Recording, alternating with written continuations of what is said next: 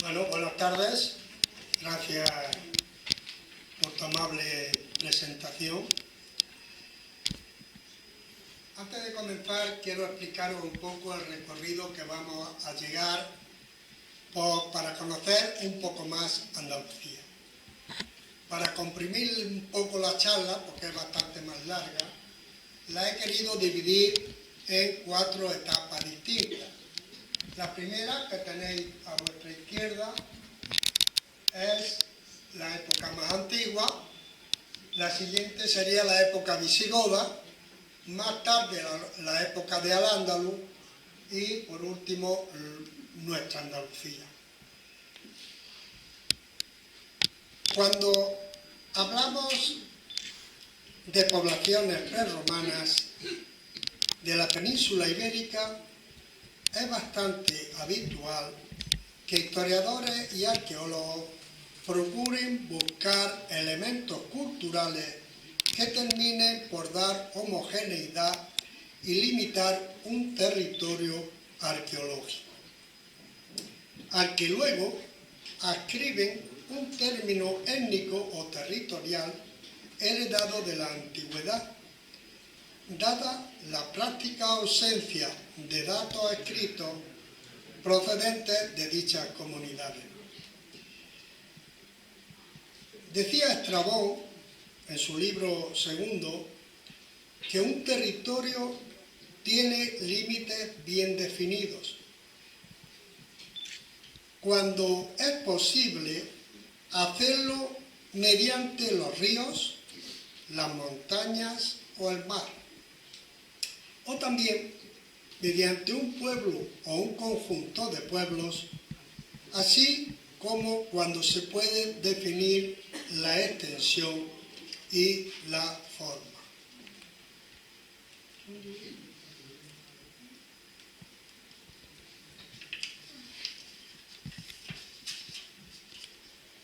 Por todo ello,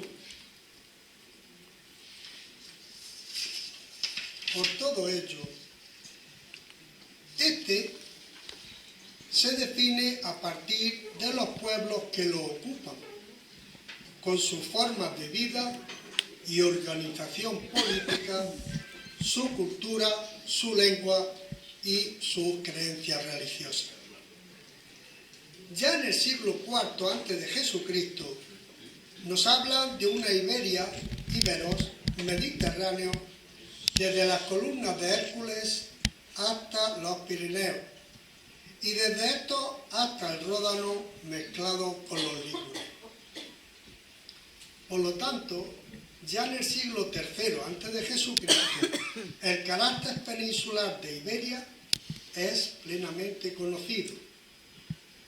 Hay un viaje de un tal Piteas, un científico aventurero, desde Masalia hasta previsiblemente la isla británica,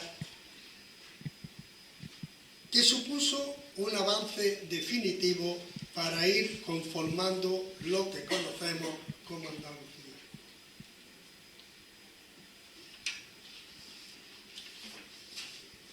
Estrabón, o en la geografía de Estrabón, en su libro tercero, por todo ello la imagen de Iberia y de los íberos resultante de su geografía hay que verla en este contexto, evidentemente complejo, de acumulación y filtro de datos que durante casi 2 siglos y de una intencionalidad literaria e ideológica bastante evidente. La música, como veis, no ha fallado.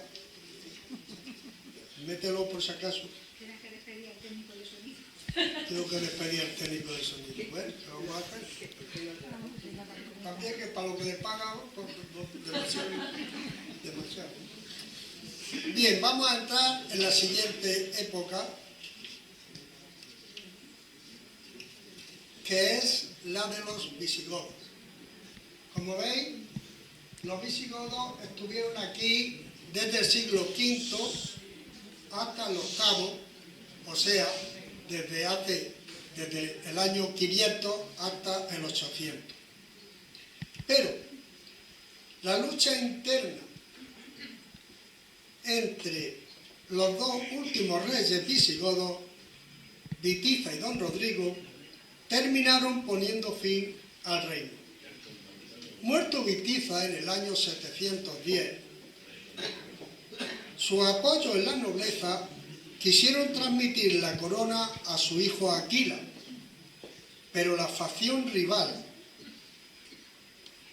se impuso y colocó al frente del reino a don Rodrigo, que solo duró 2 años. Los witizanos entonces llamaron en su ayuda a los musulmanes que acababan de finalizar la conquista de todo el norte de África, y en el año 711 desembarca Tarik en Gibraltar al frente de un ejército bereber. En el año 711, don Rodrigo sale entonces para parar esta invasión, pero en la batalla de Guadalete de ese mismo año fue derrotado, dando como consecuencia consigo al fin de la época visigoda. Como veis, estoy concretando bastante cortico todas estas épocas a fin de no hacerlo muy larga la charla. Entramos en la siguiente época, cada vez más cercano a nosotros, la época de Al-Ándalus. A los árabes y bereberes de la primera incursión se le unió una segunda ola de soldados procedentes de Siria que desempeñarían un papel importante, pues tras la revolución abasí, un miembro de la familia omeya consiguió refugiarse en España, donde encontró apoyo. Este creó la nueva dinastía omeya, que gobernaría durante casi 300 años. El soberano no tomó el título de califa hasta mediados del siglo X.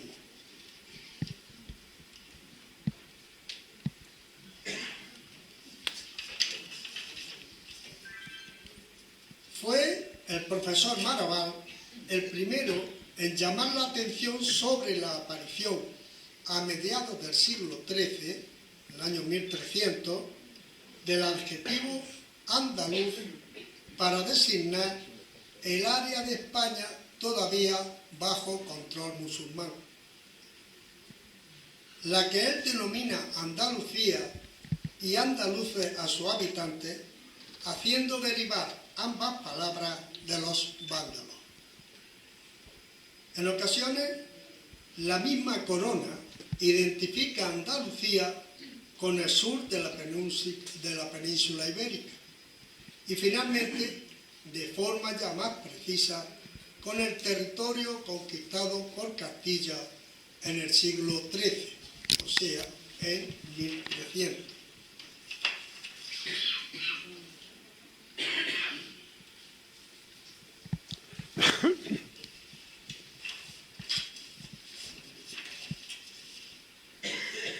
Tras la conquista de las principales ciudades del Valle del Guadalquivir por Fernando III el Santo, todo el territorio conquistado comenzó a llamarse, tanto en el lenguaje vulgar como en el de la Cancillería, Andalucía.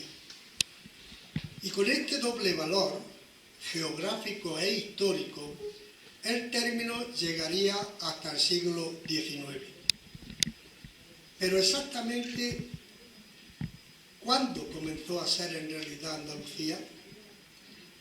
Hemos visto que el romance castellano debió de incorporar el neologismo Andalucía en algún momento del reinado de Fernando III, probablemente en una fase ya avanzada del mismo, para designar primero a Al-Ándalus y más concretamente el sur y hasta, si se me apura, el Valle del Guadalquivir.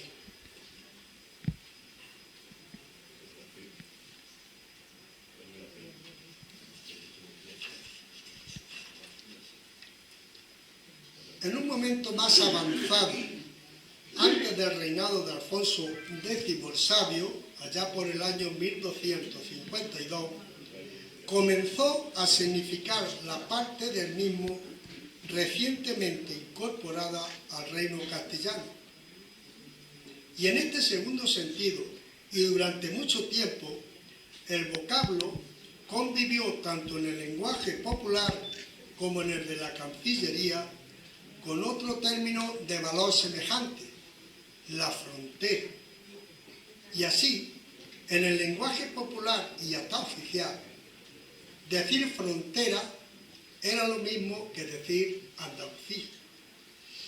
Todavía era así en el siglo XV, cuando el marqués de Santillana podía escribir, sin necesidad de dar explicaciones algunas, aquello de moza tan hermosa no vi en la frontera como la vaquera de la Hinojosa.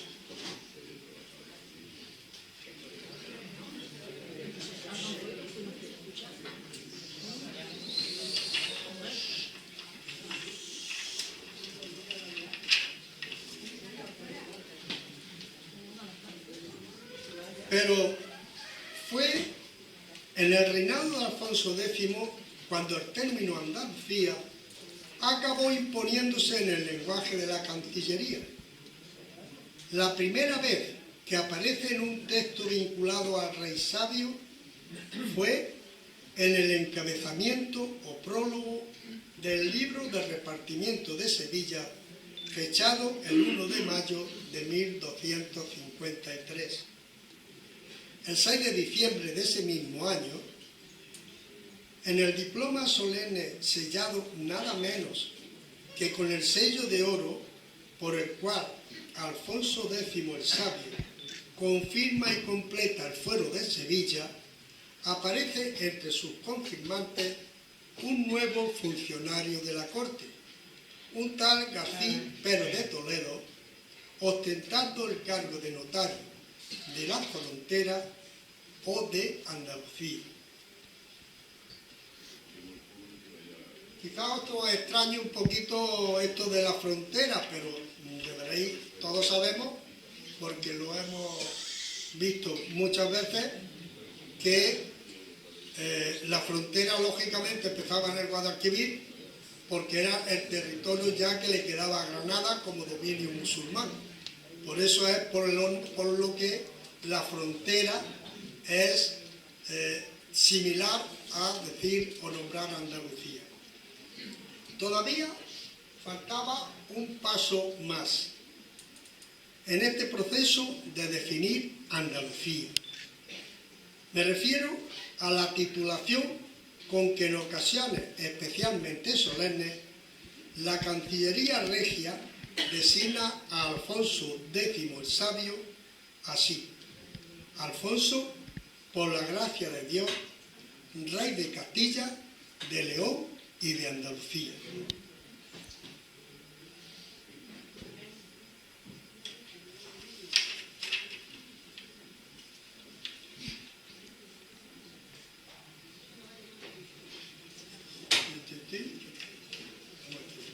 Muy bien.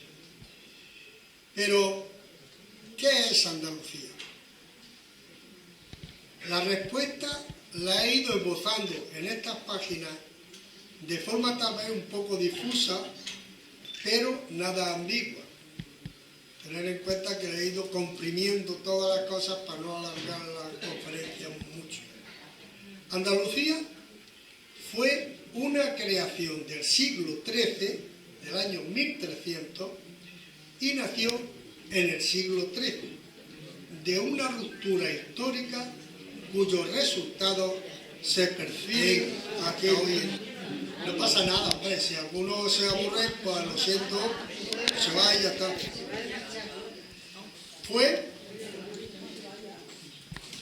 Fue durante más de 2 siglos la última gran ampliación del reino castellano y acabó convirtiéndose en uno de los sectores del mismo más dinámicos e innovadores, dotados de una personalidad propia muy destacada, que derivaba tanto de su carácter de última frontera con el Islam como de la pujanza de su demografía y de su economía. El carácter europeo y castellano de Andalucía era evidente, aunque estuviera teñido de un cierto orientalismo. Y esas son las raíces que debemos reclamar como propias nuestras, cada una en su justa medida y peso, a pesar de que desde fuera de la historia, sabéis que hay muchas historias, se nos intente confundir a los andaluces con un discurso insistentemente ambiguo y falaz.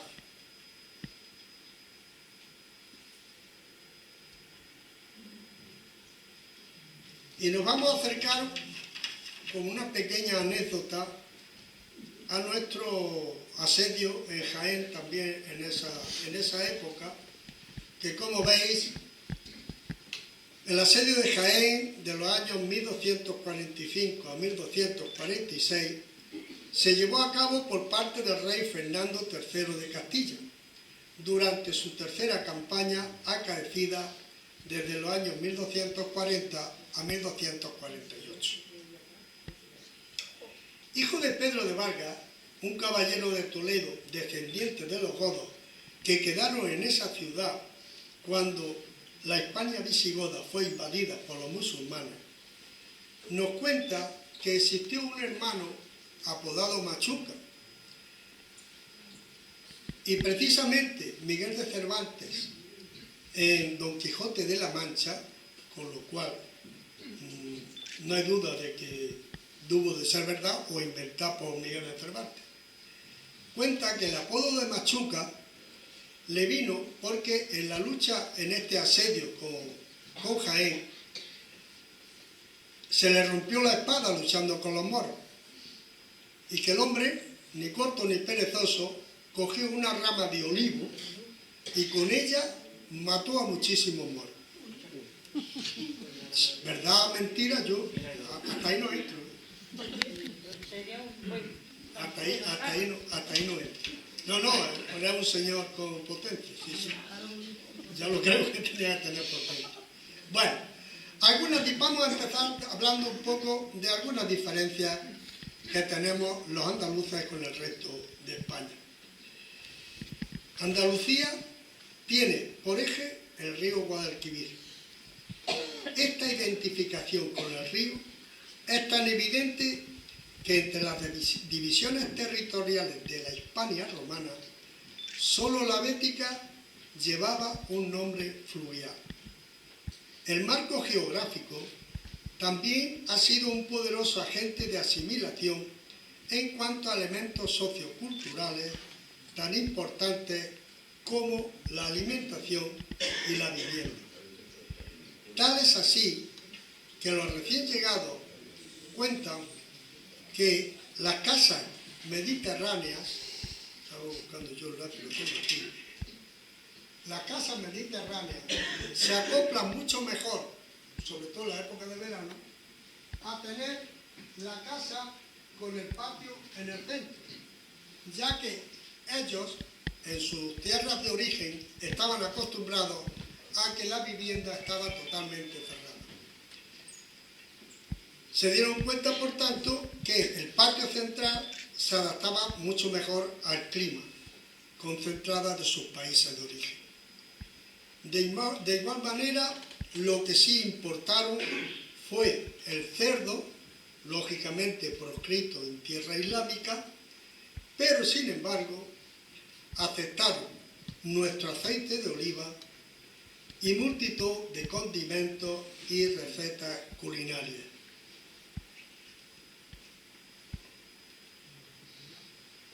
Seguimos con otro aspecto de nuestra historia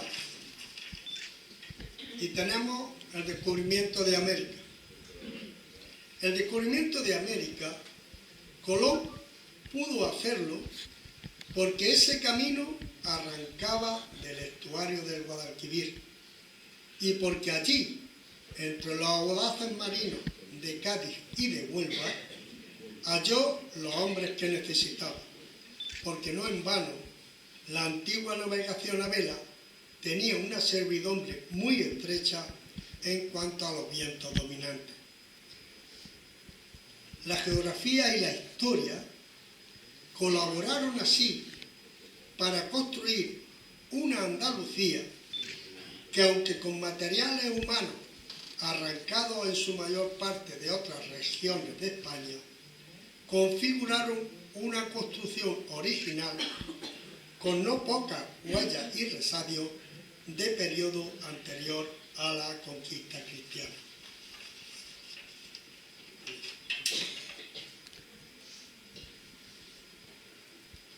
Como veis, nos vamos acercando ya a nuestra Andalucía, que es bastante bien conocida por todos nosotros. Pero a pesar de eso, tenemos algunos aspectos que todavía nos cuelgan, como San Benito. Y hablamos ahora de nuestras tradiciones y costumbres andaluzas. La peculiaridad andaluza se imponía a la evidencia de propios y extraños, ya en el siglo XVI, 1600. Y en el siglo XVII, en el año 1700, perfila sus contornos y acentúa ciertos tópicos y estereotipos recogidos por un tal Miguel Herrero, que decía sobre un libro Ideas de los españoles del siglo XVII. Se refieren a la riqueza del país, Andalucía, la magnificencia y generosidad de sus habitantes, el ingenio vivo y pronto, pero como contrapunto, la afición a la vida libre y suelta y a la abundancia de pícaros y aventureros, propia de toda sociedad en la que hay riqueza superflua y un esquema jerárquico poco rígido. Deformados hasta la exageración, estos son los rasgos supuestamente andaluces que en el siglo XVIII, en el 1800, transmitiría el romanticismo sobre lo que éramos los andaluces. Ya que en conciencia de los hispanos musulmanes, los moriscos, que aunque no habían nacido en Andalucía ni tenían nada que ver con Andalucía, en la expulsión del año 1609, todos se decían andaluces.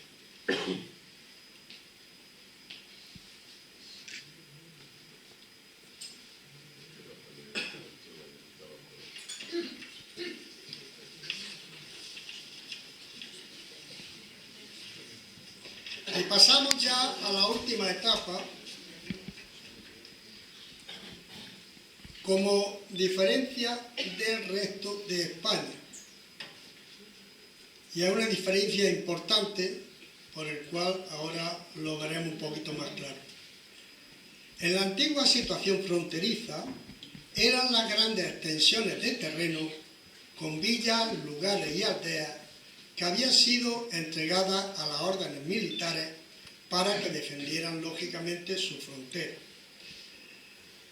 Más tarde, en el siglo XVI, terminado el papel militar que habían desempeñado, los monarcas realizaron una desamortización y esas villas y terrazas fueron vendidas a particulares. Así se formaron señoríos tan importantes como los de Canena y Sabiote en Jaén, a favor de don Francisco de los Cobos, o el marquesado de Estepa, adquirido por la familia de los Centurión, de origen genovés. Nada semejante hubo en el reino de Granada, donde no hubo territorios de las órdenes. Estos y otros rasgos esenciales tuvieron como consecuencia que incluso después de la expulsión de los moriscos, la realidad socioeconómica e institucional en el reino de Granada fuese distinta a los reinos de Jaén, de Córdoba y de Sevilla.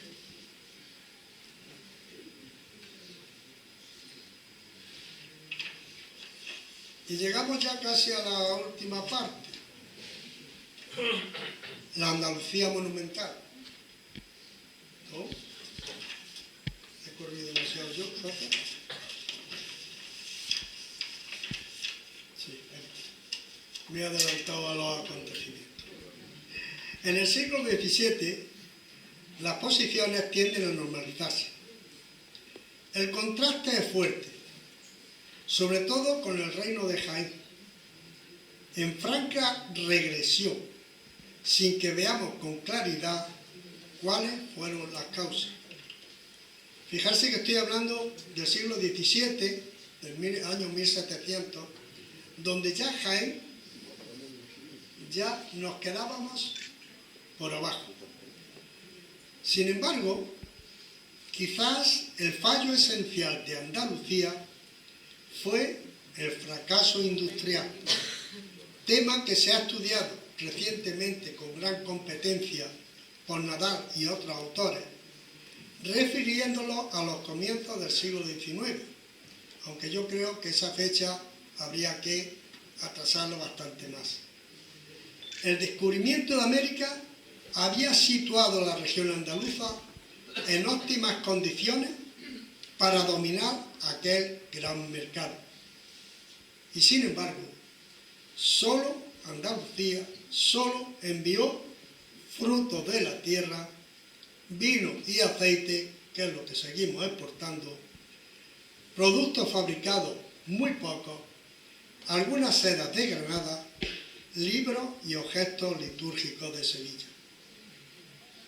Casi todos los productos industriales fueron del extranjero y solo dejaron, en el mejor de los casos en Andalucía, el importe de los impuestos, los fletes y las comisiones, que con frecuencia estas partidas eran anuladas por el fraude y el contrabando. Una oportunidad única se dejó pasar. No es el momento de analizar las causas, pero sí de comprobar los efectos. Seguimos siendo los últimos de España. Andalucía entraba en la edad contemporánea como país meramente agrícola, con una industria raquítica, a la vez que Cataluña empezaba a desarrollar la suya. Andalucía, e incluso en el aspecto agrícola, nada nos llegó de las innovaciones que estaban transformando la agricultura inglesa, como por ejemplo la rotación de los cultivos, la selección de las semillas, la mecanización, la mejora de la ganadería, etcétera, etcétera, etcétera. Casi nada se hizo fuera de adaptar algunos cultivos nuevos.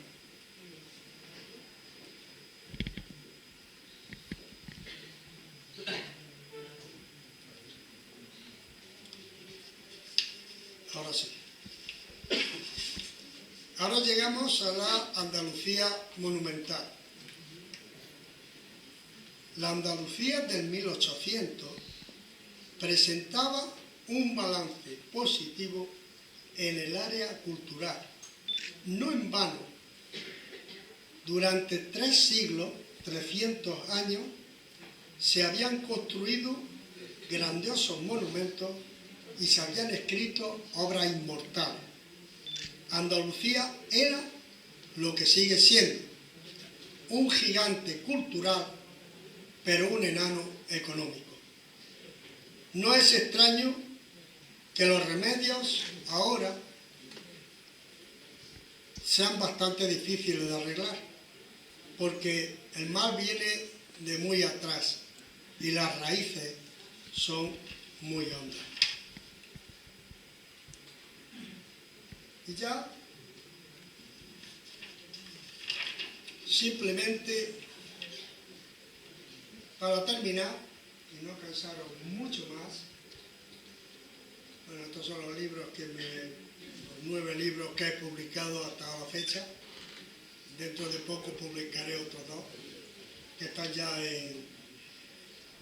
Con lo cual, para terminar, solamente quiero decir que después de 756 años, donde Alfonso X el Sabio firmó el Fuero de Sevilla, nuestro último estatuto, que se hizo el mismo mes de mayo del 2006, fue ratificado por el 87% de los andaluces. Podemos decir, como Blas Infante, ¡viva Andalucía libre! Muchas gracias.